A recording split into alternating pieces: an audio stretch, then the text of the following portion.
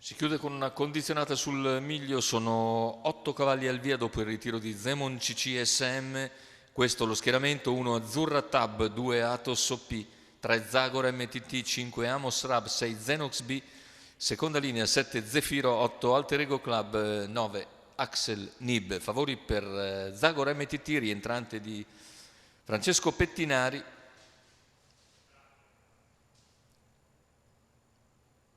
Macchina che prende velocità, lascia andare i concorrenti ed è subito Zagor MTT che conquista la testa in poche battute, mentre c'è l'errore di Azzurra Tab, l'errore anche di Zefiro. Numero 1 Azzurra Tab squalificato. Così in vantaggio procede il favorito, in seconda posizione si era sotto Atos OP, mentre al largo Axel Nib era partito bene dalla seconda linea ma costretto all'esterno. Si inserisce bene Alter Ego Club, poi Axel Nib si fa posto alla corda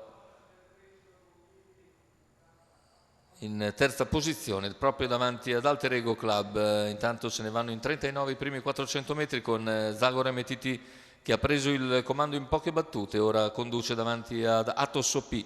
Esce all'esterno a questo punto Alter Ego Club, non c'è più Zefiro, o perlomeno insegue a distanza. 47,3 il passaggio ai 600, con leader sempre il favorito Zagor MTT e Alter Ego Club che va ora al suo esterno. Atos OP serra sotto, un parziale in 14,9 per i primi due, con leader sempre Zagor MTT, insiste all'esterno Alter Ego Club, a contatto si mantiene Atos OP, 1 chilometro in 1,17,1 con un quarto in 31,3.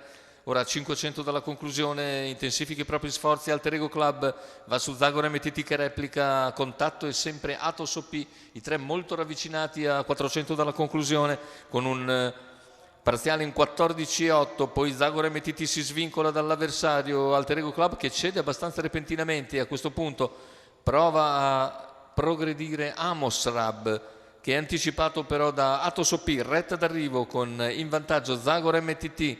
Ci prova Atos OP, ci prova anche Amos Rab, finale con Zagor MTT che stringe i denti e vince ancora nei confronti di Amos Rab e Atos OP. 1,16,2 ragguaglio conclusivo, Zagor MTT rientro vincente, Francesco Pettinari per il training di Lorenzo Baldi vince in percorso di testa sulla distanza dei 1660 metri. Secondo posto per un Amos Rab decisamente intonato che batte nel finale Atos OP. È tutto per questo convegno di corse, l'appuntamento è per giovedì prossimo.